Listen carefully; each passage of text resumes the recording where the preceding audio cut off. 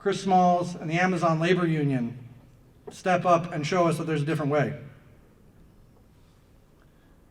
Now, I don't mean to be attacking, I really don't, but institutions represented in this room with millions of dollars in their pockets and hundreds of people on staff said that this was unorganizable. And then Chris Smalls went out and organized 8,000 members in one warehouse.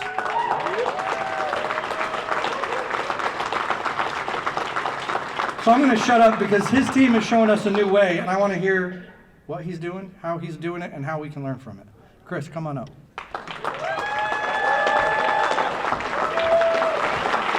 Thank you.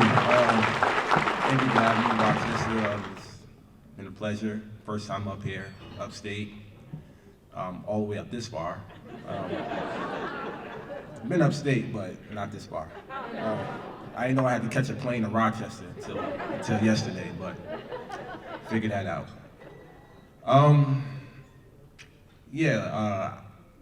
Colin, I appreciate the introduction. You know, I can tell my story, and you know, y'all can be inspired by what happened in the past, but I don't think I need to do that really. I'll give y'all a few details for those who don't know. I'm a former Amazon employee for nearly 5 years. I was a supervisor for 4.5 years. I opened up 3 buildings for them in the tri-state area. New Jersey was my first building. Connecticut, BDL2, Windsor was my second. And JFK Staten Island was my last building. 2020, when the pandemic hit, I led a walkout on March 30th over COVID-19 because Amazon failed to protect us as we were deemed essential workers and heroes. We didn't get any PPE, we didn't get any guidance, we didn't get any cleaning supplies. Meanwhile, we were shipping it out, and people were dying. As a supervisor, I spend 40, 50, 60 hours a week with these people who I consider my extended family. So I took stance back then, tried to go through the proper channels, and got nowhere, to the point where it led me to walk out. Didn't want to. When I first got hired, I thought the company was going to take care of us, and when I mean us, I mean majority Black and brown workers, because majority of Amazon workers are Black and brown. And there was good career opportunities to get promoted up, and I took advantage of that. I worked hard, I got promoted up to a supervisor in less than a year. It only takes 2 years to become a salary manager, and I thought I had a great chance, especially after all the accolades and all the great things I was doing for the company, opening up buildings and training thousands of their workers. But I was wrong. It took me 4 years to realize that. I was tapped out mentally and physically before the pandemic. I was ready to resign. And Amazon has this thing they call the offer, where they give you $1,000 for every year you work there, up to 5. So I would have left the company with $5,000, but I would have never been able to work for Amazon or any of its subsidiaries ever again in my lifetime. And people sign that deal every day. And I was going to take that deal before the pandemic hit, because that's how mentally checked out I was, after I realized systemically this company was not built for us. People get injured every day. People get hurt every day. People die. You never hear about it. People get sick. When COVID came in, they swept everything under the rug. And what my breaking point was when they told me as a supervisor not to tell any of the entry-level workers that somebody was in the building positive. And this was 2 weeks later. This was before the vaccine. This is when New York City was the epicenter of the world, and people were dying in New York City every 15 minutes. So I took a stance and I let it walk out on March 30th. That led to my termination. After that termination, Jeff Bezos himself, along with his general counsel, David Sapolsky, Jay Carney, some familiar names you may know, and they had a smear campaign meeting. The smear little old me, who made less than $50,000 a year. And their response to PR was going to be, let's make Chris not smart or articulate. And ironically, they also said to make him the face of the whole unionizing efforts against Amazon. So I said, good idea. Back then, you know, I wasn't trying to unionize though. I was just trying to speak up for health and safety and advocate for workers' rights nationwide. I founded my organization, the Congress of Essential Workers. I traveled to every Jeff Bezos mansion I could find on Google, from New York City to his biggest buy in California history, the $165 million mansion in Beverly Hills. I went up to Seattle to the headquarters, came back to New York to his now $140 million mansion. Also went down to DC. I set up a guillotine in front of his $26 million mansion with 26 bathrooms. Just to remind them that I wasn't giving up, and I still wasn't trying to unionize. I was never a union organizer. I was just a father, single father, trying to do the right thing to protect my family, my community, and my extended family, which was my former co-workers. It wasn't until I saw what was happening in Alabama when I decided to inquire about unionizing. I took some Amazon workers along with myself down there because we got a lot of hype. You know how the internet is, social media buzz, and there was a lot of publicity, politicians, everybody's supporting, everybody in the labor movement supporting that campaign. And I had to see for myself what was going on as a former Amazon employee. So I drove from New York down to Alabama, 16 hours to Bessemer. And I learned some things. And what I learned was there was a lot of missed opportunities when it came to the relationship with the union and the workers. It's the first time around. But of course, I threw my support behind them. I wish they would have listened, but they didn't, unfortunately. We're past that now, though. We're good now. RWSU, shout out to y'all. Unfortunately, they lost. So we had a decision to make.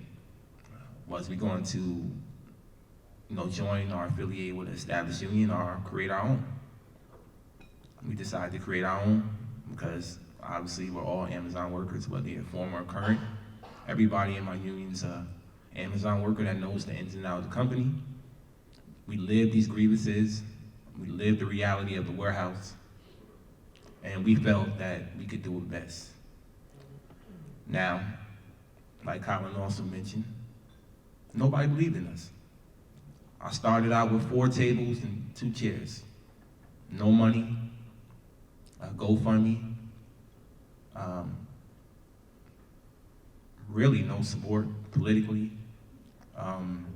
no support financially. I stayed at a bus stop outside of the building where I was fired for over 300 days, talking to workers every single day, night, hot or cold, winter. I was out there, rain or shine.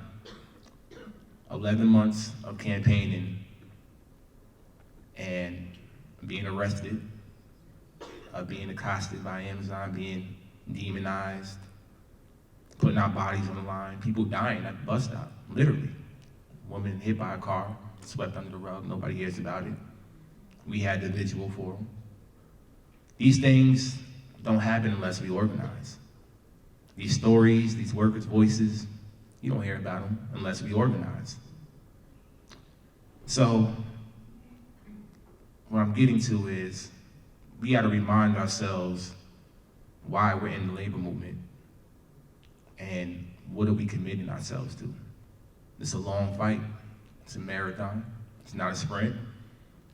And when I realized our historic victory on April 1st, not only shocked Amazon, it shocked the world, it shocked the labor movement.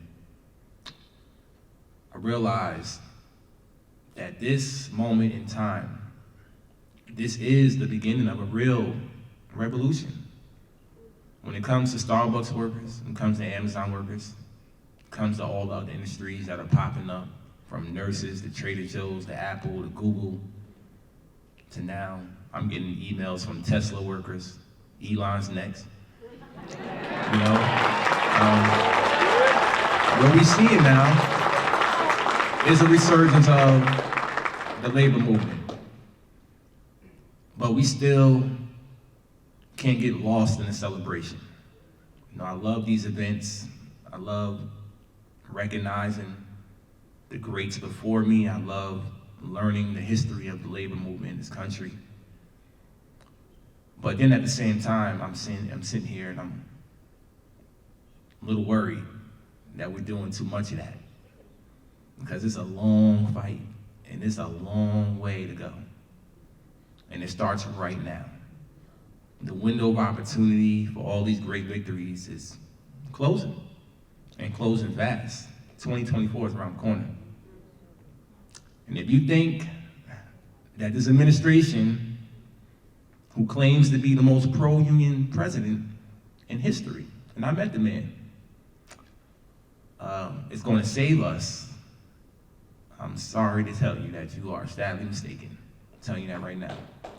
So, no, don't clap yet, because I'm about to make some people mad. Because, you know, what got me here was speaking the truth. To be honest, I don't look like your normal, traditional union president, and there's nothing wrong with that. But a lot of people don't want me in the room because I speak the real stuff. They don't want to hear it.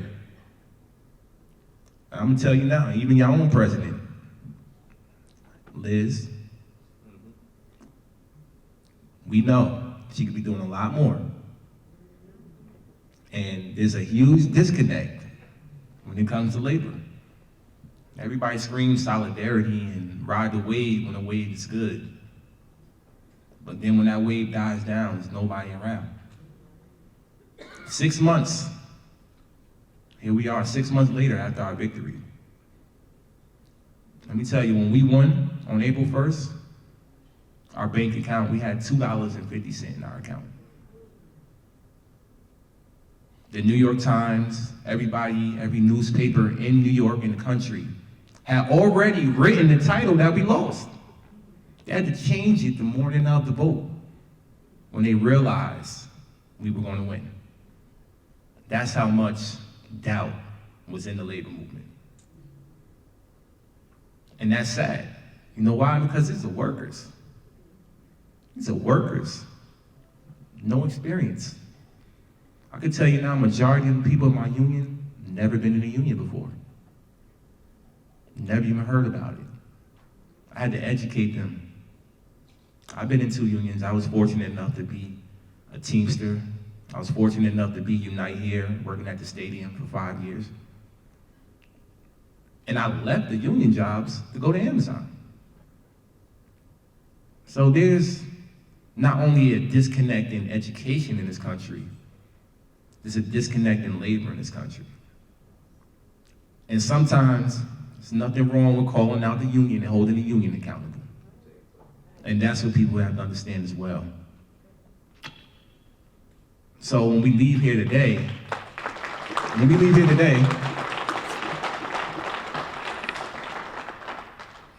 we can do rallies, we can do demonstrations, we can do all of that. But we really got to do some more things. And we got to hold the right people accountable. And we know exactly who they are. We know. And we sit on our hands and we allow the same people to make the same decisions for the rest of us. Well, I'm different. I don't do that. I had to call out ALC to bring her ass to Staten Island, and I'll do it again. And if I have to do it to the president, even though I met the man, I'll do it. But I need to call out some people while we're here. Well, I got labor's attention right now. The NLRB is underfunded by nearly $20 million. Anybody know that? Oh, y'all know, right? So, I got a rumor that came back to me saying that our boy Chuck Schumer, I know there's some people in here from his camp, no hard feelings, but I'm gonna tell you right now, I'm coming for your boss. Chuck Schumer, I'm telling you now, the NLRB better be funded. It has to get this funding. Jennifer Abruzzo, she put it out there 3 days ago. For those who like Twitter, go check her Twitter feed right now. You can check mine at Shutdown Amazon. $20 million. If they don't get it, they're cutting their staff, they're furloughing their members. All these amazing victories with Amazon and Starbucks workers, all these ULPs, I filed over 118 of them. All these elections that we're talking about, you can forget about it. If we don't get that funding, if they don't move, if Congress doesn't move the budget to support labor, everything we're doing and talking about right now is for nothing. And that should be really scary to everybody, not just me. So while we sit here and we pat ourselves on the back and celebrate and rejoice, let's do that. But remember that the job is not done. Remember that there's still more work to do. And remember that we cannot go back to what we were given. Because it wasn't enough. It never was. And I'm telling you now, I know where I stand as a union president. I've been on the picket lines for social injustice. I've been on the picket lines for women's rights. I've been on the picket lines for railroad strikers, from college students, you name it. You can check my history, I've been there. I've traveled to about 50 cities in the last 3 to 4 months. Been invited, been a lot of keynote speakers for a lot of different unions. And I love it. And I've been planting this seed for a minute. But I'm telling you now, it's not up to me, it's up to all of us. Everybody in the working class. These are our tax dollars that we're giving. When I left the White House, we gave $10 billion to Amazon the same day for Jeff Bezos to fly his penis rocket up to space.